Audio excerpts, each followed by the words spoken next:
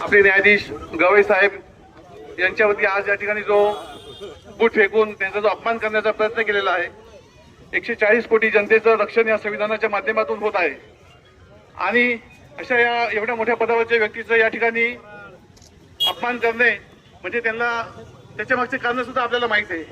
खूप काही बोलणं या ठिकाणी सविस्तर वाटत नाही. आमच्या ताईंनी त्याचप्रमाणे बऱ्याच वक्त्यांनी अतिशय चांगल्या पद्धतीने स्पष्टीकरण दिलेलं आहे.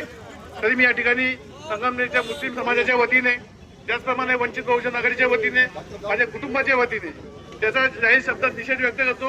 आणि आताच आमच्या मित्रांनी या ठिकाणी सांगितलेलं आहे, अगदी बरोबर आहे का या ठिकाणी आज संविधानाचं रक्षण, संविधान हे सगळ्यांसाठी आहे. आज या ठिकाणी खूप मोठ्या संख्येने मराठा समाज सुद्धा पाहिजे होता, मुस्लिम समाज पाहिजे, मारवाडी, गुजराती पाहिजे, जैन पाहिजे, सगळ्या जाती धर्माचे लोक या ठिकाणी मोठ्या संख्येने पाहिजे.